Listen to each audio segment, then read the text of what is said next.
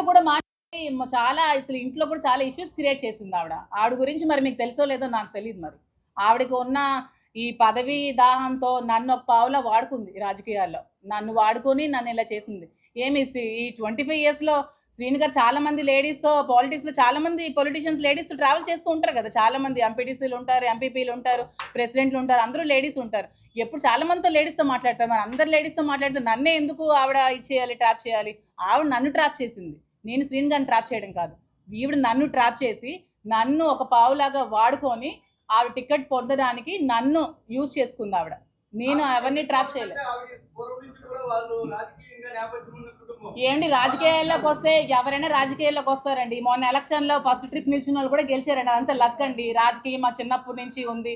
రాజకీయం చేయాలంటే ప్రతి ఒక్కరు రాజకీయాలు చేయగలరండి. దాంట్లో ఏముంది? పూర్వం నుంచి మాకు వచ్చింది. ఇవన్నీ ఎందుకండి కబుర్లు? ఇప్పుడు ఓకే, మీరు ఆ క్వశ్చన్ అడిగారు కదా సౌమ్య గారు, శ్రీని గారిని ట్రాప్ చేశారని. శ్రీని గారిని ట్రాప్ చేయాల్సిన అంత అవసరం నాకేముంది? మార్నింగ్ ప్రెస్ మీట్లో వాణి గారే చెప్పారు, ఫైనాన్షియల్ క్రైసిస్లో మేము ఉన్నాము, శ్రీని గారు ఒక షర్టు బనియన్తో వచ్చారు, అతనికి ఏమీ లేదు అని చెప్పారు.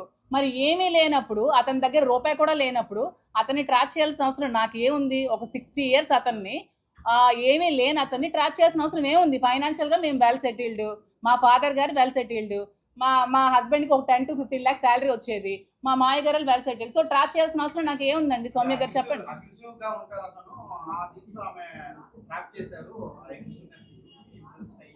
అదేనండి, ట్రాప్ చేయడానికి చిన్నపిల్లలా అని అడుగుతున్నాను నేను. శ్రీని గారు ఏమైనా చిన్న పిల్లడా? ట్రాప్ చేస్తే పడిపోతారు? చెప్పండి మీరు.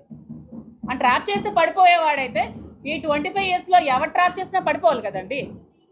ట్రాప్ చేస్తే పడిపోయే వాళ్ళు.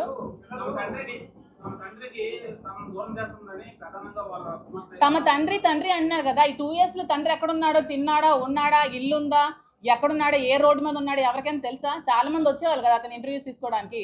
అతను ఎలాంటి సిచ్యువేషన్లో ఉండేవాడో, కొన్ని రోజులు రోడ్డు మీద ఉన్నారు. ఆ విషయం తెలుసా పిల్లలకి?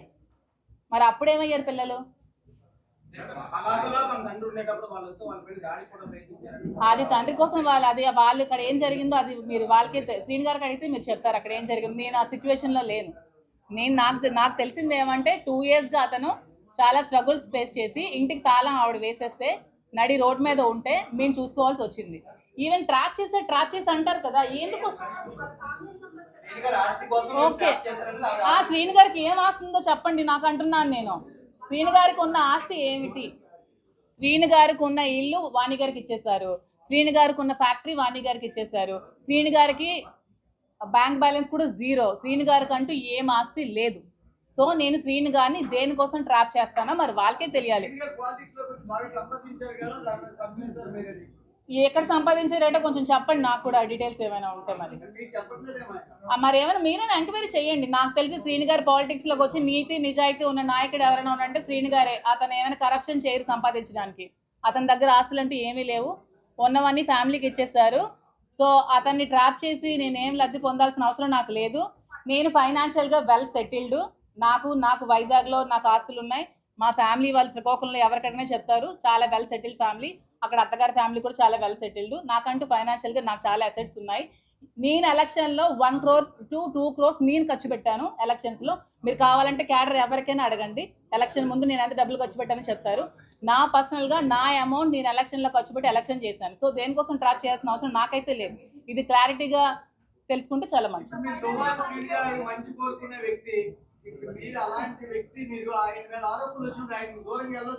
నేను ఇప్పుడు దూరంగానే ఉన్నానండి. వాళ్ళ ఫ్యామిలీ కావాలంటే కలవమానండి. అతనికి అదే అంటున్నాను కదా, ఆవిడకి ఏమైనా సమస్యలు ఉంటే వాళ్ళ హస్బెండ్తో కూర్చొని తెలుసుకోమనండి పిల్లలకి అతనికి. నన్ను మాత్రం లాగొద్దు అని చెప్తున్నాను. నేను ఇది చెప్పడానికి వచ్చాను. నన్ను బయటకి లాగొద్దు. నిజంగా ఆవిడకి హస్బెండ్తో కలవాలనిపిస్తే హస్బెండ్తో కలవమానండి, హస్బెండ్తో మాట్లాడుకోమనండి, పిల్లల్ని హస్బెండ్తో కలవమానండి. అది వాళ్ళ లైఫ్, వాళ్ళ ఫ్యామిలీ మ్యాటర్, నాకు సంబంధం లేని విషయం.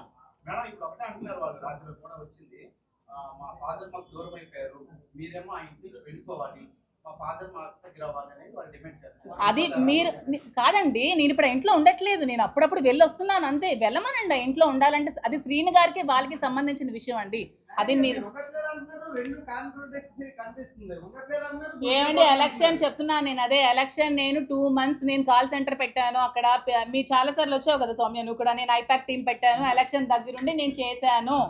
నేను చేశాను, ఎలక్షన్ దగ్గరుండి చేశాను, నేను అక్కడ ఉన్నాను, ఎవరు అడిగినా చెప్తారు నేను ఉన్నాను, ఎలక్షన్ దగ్గరుండి చేశాను, ఫైనాన్షియల్గా నా డబ్బులు నేను ఖర్చు పెట్టుకొని చేశాను, నేను ఉండి వచ్చానని చెప్తున్నాను కదా.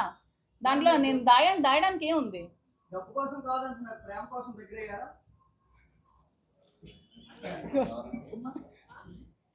ఏంటి ఇప్పుడు వాళ్ళకి విభేదాలు ఇద్దరి మధ్య వచ్చాయి అంటున్నారు కాబట్టి మీరు ఆయన నాకు అన్ని రకాలుగా ఆదుకుంటున్నారు అంటున్నారు కదా మేడం, మీరు మీ డైవర్స్ ఇవ్వబోతున్నారు ఏంటి భవిష్యత్తు ఏంటి మేడం? ఏమండి ఇప్పుడు సొసైటీలో ఇప్పుడు ఏదైనా ఎలిగేషన్స్ వచ్చాయనుకోండి, ఒక హస్బెండ్కి దూరం అయ్యి ఒక ఒంటరిగా ఉన్న మహిళలు చాలా ప్రాబ్లమ్స్ ఫేస్ చేసుకోవాల్సి వస్తుంది కదా.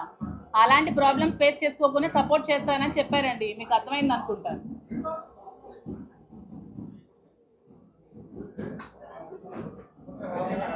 అర్థమైందా? ఇంకేమైనా క్వశ్చన్స్ ఉన్నాయా?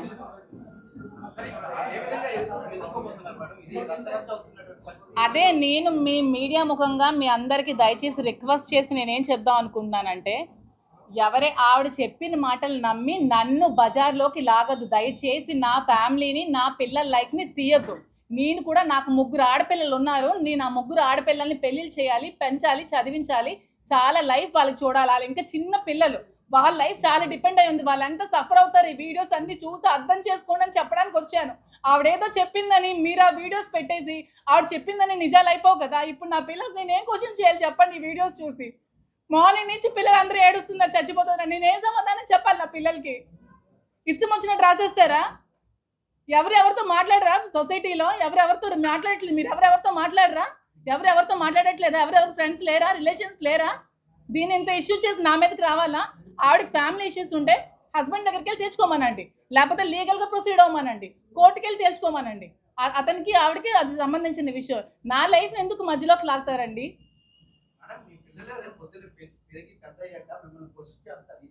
క్వశ్చన్ చేస్తే నేను ఇదే అదే ఎస్ మీరు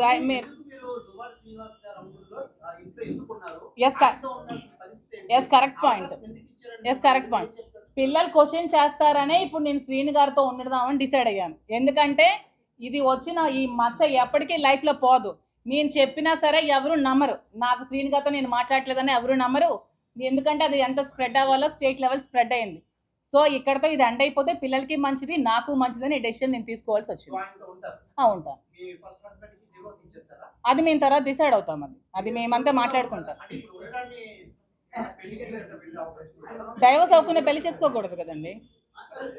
ఒక ఫ్రెండ్గా ఉంటానండి, ఫ్రెండ్స్ కలిసి ఉండకూడదా? మీకు అమ్మాయిలు ఎవరు ఫ్రెండ్స్ లేరా? ఉంటాం కదా. ఏం మీతో ట్రిప్స్కి రారా?